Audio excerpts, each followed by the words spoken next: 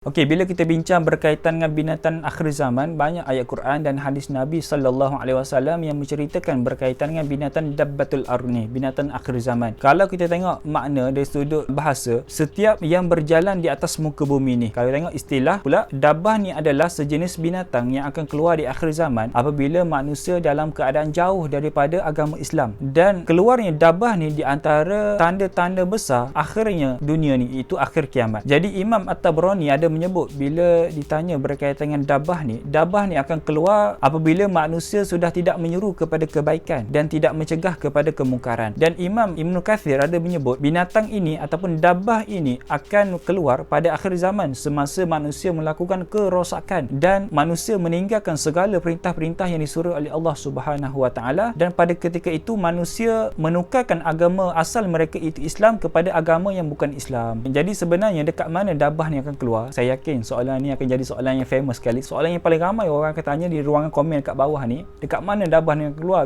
Bila akan keluar? Jadi dabbah ni akan keluar, banyak pandangan ulama yang mengatakan dabbah ni akan keluar di kota Mekah. Ada yang mengatakan dabbah ni akan keluar di atas Bukit Safa, di dalam Masjidil Haram, di luar Masjidil Haram. Semua tu sebenarnya tak penting. Yang penting kita tahu dabbah ni akan keluar daripada bumi, seperti mana firman Allah Subhanahu Wa Taala dalam Quran. Baik, untuk kronologi akhir zaman, ulama banyak pandangan ulama. Di antaranya pandangan pertama, dabbah ni akan keluar seiring dengan matahari terbit sebelah barat. Apabila matahari terbit sebelah barat, maka dabbah akan keluar seiring. Pandangan kedua, dabbah ni akan keluar sebelum matahari terbit sebelah barat. Jadi sebelum matahari terbit, dabbah dulu akan keluar, maka barulah matahari terbit sebelah barat. Pandangan yang ketiga, dabbah ni akan keluar selepas sahaja matahari terbit sebelah barat. Okey, jadi apakah ciri-ciri dabbah ni? Dekat sini saya senaraikan 5 ciri-ciri dabbah. Yang pertama sekali, dabbah ni binatang yang berkaki 4 yang keluar daripada bumi. Yang kedua, dabbah ni binatang yang boleh berkata-kata, dan dabbah ni akan bercakap dengan manusia dan manusia faham bahasa yang digunakan oleh dabbah. Jadi wallahu alam bahasa apa yang digunakan, yang penting kita faham. Yang ketiga, dabbah ni adalah binatang yang tidak berekor. Yang keempat, saiz dabbah ni saiz yang sangat tinggi dan sangat besar. Dan yang kelima, dabbah ni adalah binatang yang bertanduk. Jadi apabila binatang ni keluar daripada perut bumi, maka dabbah ni ataupun binatang ni akan pergi kepada setiap manusia yang masih hidup di atas muka bumi pada ketika itu. Dan dalam hadis Nabi ada menyebut binatang ni akan bawa dua benda.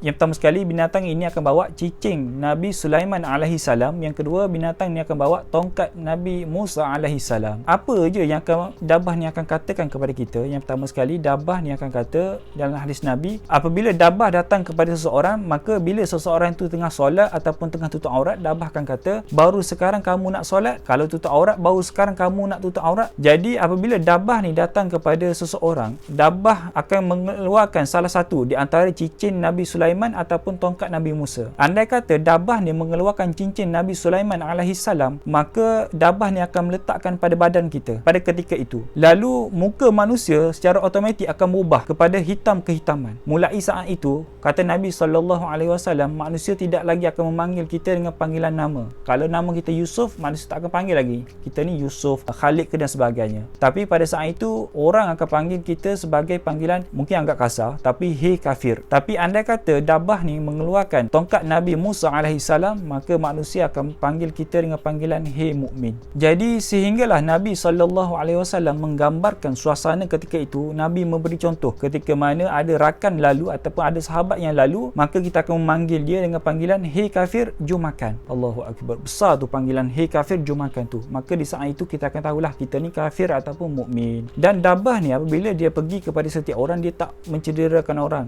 dia tak akan memperlakukan benda-benda yang buruk kat orang, tak. Dia hanya nak labelkan orang sahaja, adakah orang itu kafir ataupun orang itu mukmin. Dan jangan risau, dabbah ni akan ziarah setiap orang yang hidup pada zaman itu.